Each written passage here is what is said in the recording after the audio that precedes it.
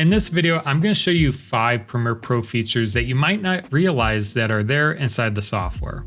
Let's dive in. So the first feature that you might not realize is that when you create guides inside Premiere Pro, let's say if I bring up my rulers, Command R, you can click and drag out guides from the left-hand side, or from the top if you wish. But these guides are pretty random. What if you wanted to actually change and add these guides precisely at different points in your footage, or in your composition here? Well, you can always right-click on a guide and go to Edit Guide. This allows you to pinpoint exactly where you want to place the guide inside your program monitor. You can choose the exact position. In this case, it's in pixels. You can change it from pixels to percent.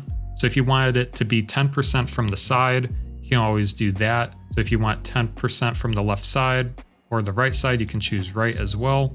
You can actually change the guide color as well. You can change the orientation as well. So if you click OK, you can see that we've changed the guide, changed the color, changed the position of it, and it's more accurate inside our view. So those are some hidden features when it comes to guides. Now here's one when it comes to audio.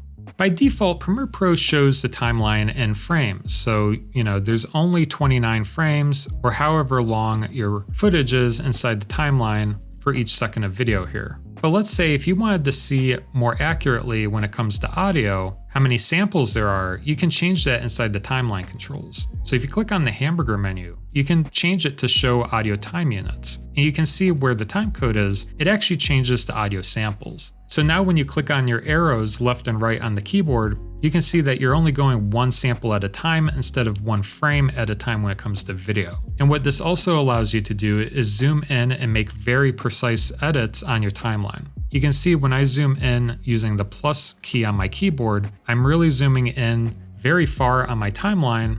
You can see the waveform adapts to that.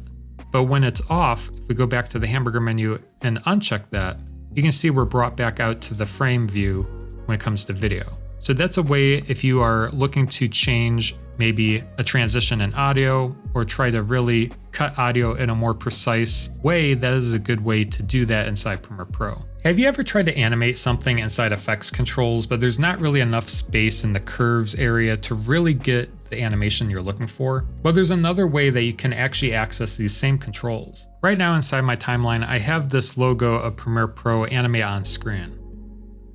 But I want to affect the easing of this, but it's a little bit difficult to do that inside effects controls. What you can do is actually do it inside the timeline. So if you expand the track height here, by default, this shows opacity, but you can also change this from opacity to other properties as well. If you right click, you can go to Show Clip Keyframes, Motion, Position.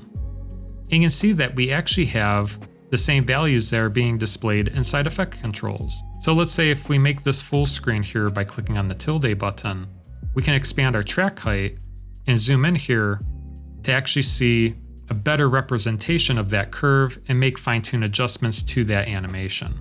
So this gives you a little bit more flexibility, especially in the height of the speed graph that you're looking to change the animation curve of. Now, we've all probably added effects to our videos, but did you know there's actually a different area of effect controls that doesn't just impact the clip itself? If you ever added an effect to a clip, you'll notice that we are here inside effects controls. But to the left of this area here, you'll notice that there's this little source tab. What this does is it adds effects to the source clip rather than the individual clip appearance in the timeline. So when you add effects to this, you're only impacting this clip, this single clip in the timeline. You're not impacting this clip, and this clip. But if you wanted to impact all of these clips in your timeline, a good way to do that is to add effects to the source tab. So you can see I added a color grading effect to the source tab and it applies it to all the other clips in my timeline. This is very handy in specific effects like color correcting and things that you want to apply to all your clips no matter where they are on your timeline.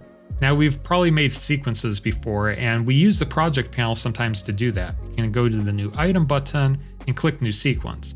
But have you ever stopped to realize there's a lot of other things in there as well? So if we go to the project panel and we go to the new item button, of course you can make a sequence, but you also have adjustment layers. You have a universal counting leader. If you click on this, I'll just show what this does. This adds a universal counting leader. You can easily click and add that in. So if you ever wanted this graphic, that's how you can do that.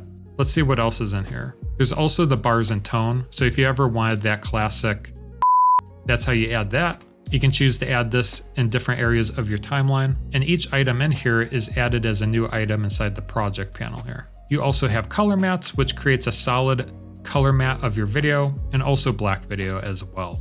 Now, black videos can be very helpful. If you want to learn some creative ways to use black video inside your project, I did make a tutorial going over how to use black videos. I will leave that video linked right up there. Feel free to go check that out. But that does it for this video. We'll see you guys in the next one. Take care.